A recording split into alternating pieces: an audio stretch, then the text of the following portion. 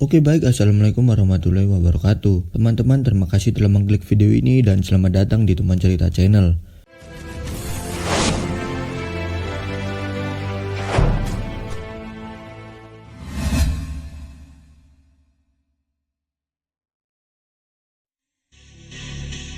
Apa kabar teman-teman semua? Semoga teman-teman semua dalam keadaan yang sehat walafiat. Dan untuk teman-teman semua yang baru datang di channel ini atau baru bergabung di channel ini, ingin ucapin selamat datang. Teman-teman, pada kesempatan kali ini kita akan membahas tentang kerajaan Islam terbesar di Nusantara atau Indonesia yang pada masa itu masih berbentuk kerajaan-kerajaan. Di sini kita akan membahas sejarah kerajaan Samudra Pasai. Untuk itu, ayo kita masuk ke pembahasannya. Untuk teman-teman yang belum subscribe, mohon untuk subscribe dan nyalakan tombol loncengnya agar teman-teman bisa mendapatkan info terbaru dari Teman Cerita Channel.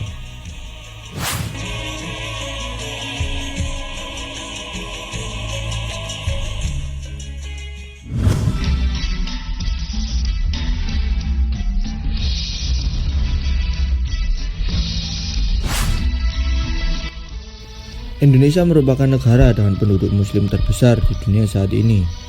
Dan dilihat dari perkembangan data yang ada, muslim di Indonesia kurang lebih 86,88%. Tentunya banyaknya mayoritas muslim di era sekarang ini dimulai dari zaman dahulu tentang bagaimana agama Islam tersebut bisa dikenal oleh masyarakat Nusantara.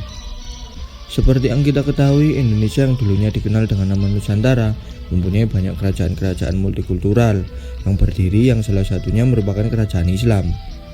Dan untuk kerajaan Islam pertama yang berdiri di Nusantara adalah Kerajaan Samudra Pasai. Baik, langsung saja berikut merupakan sejarah Kerajaan Samudra Pasai, kerajaan Islam pertama yang berdiri di Nusantara.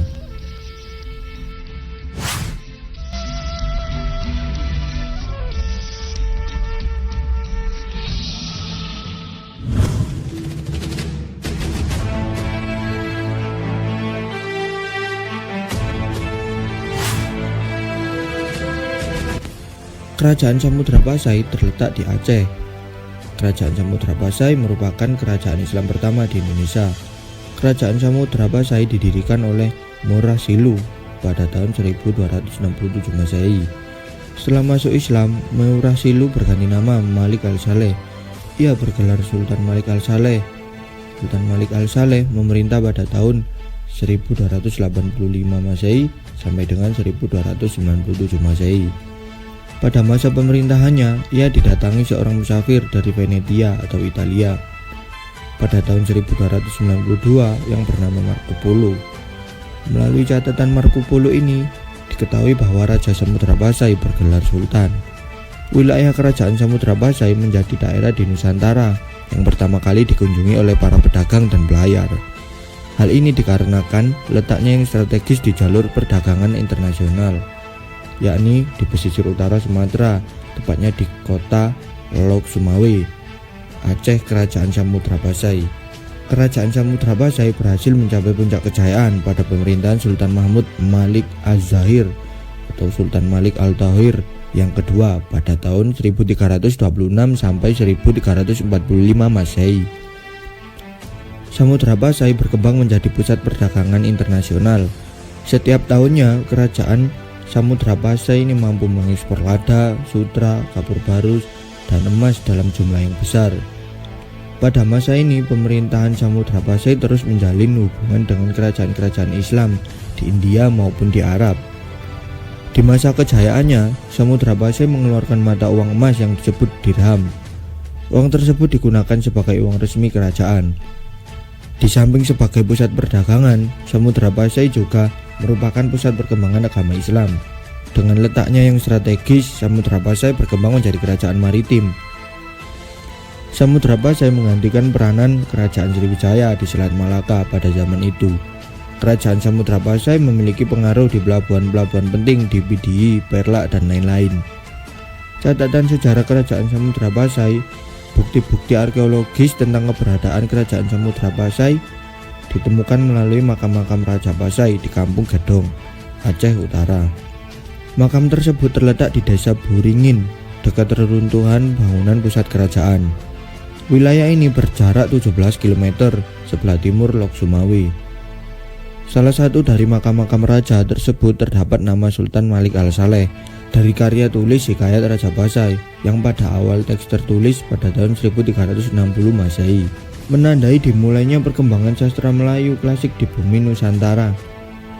Dari catatan kunjungan Ibnu Battuta, utusan Sultan Delhi, Samudra Pasai merupakan pelabuhan penting dan istananya disusun dan diatur sesuai gaya India. Sedangkan patihnya yang bergelar Amir, bahasa Melayu kemudian digunakan Syekh Abdurrauf Al-Singkili untuk menuliskan buku-bukunya. Sejalan dengan itu, ilmu tasawuf berkembang. Di antara buku tasawuf yang diterjemahkan dalam bahasa Melayu adalah Durru Al-Manzum, karya Maulana Abu Ishaq. Kitab tersebut diterjemahkan dalam bahasa Melayu oleh Mahdum Patakan atas permintaan Sultan Malaka. Melalui kitab tersebut diinformasikan mengenai pembangunan Islam di Asia Tenggara pada waktu itu.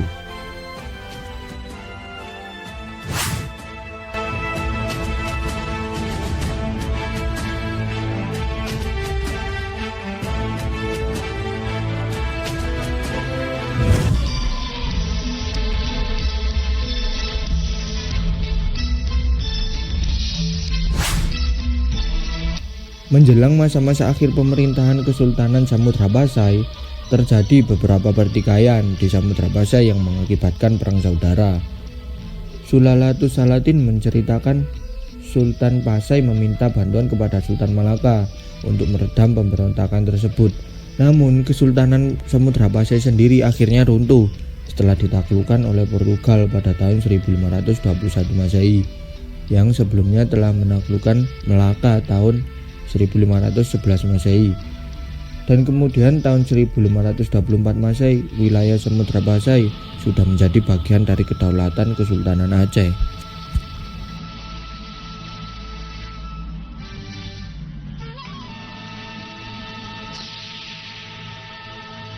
Dan mungkin itu saja pembahasan terkait sejarah berdirinya Kerajaan Samudra Pasai hingga berkembangnya kerajaan ini menjadi kerajaan Islam terbesar di Nusantara. Dan mungkin ada penyampaian Mimin yang kurang dari sisi referensi dan informasinya. Teman-teman bisa komen di kolom komentar, kita akan berdiskusi di sana. Terima kasih telah mengklik video ini dan sampai jumpa di konten selanjutnya. Thank you.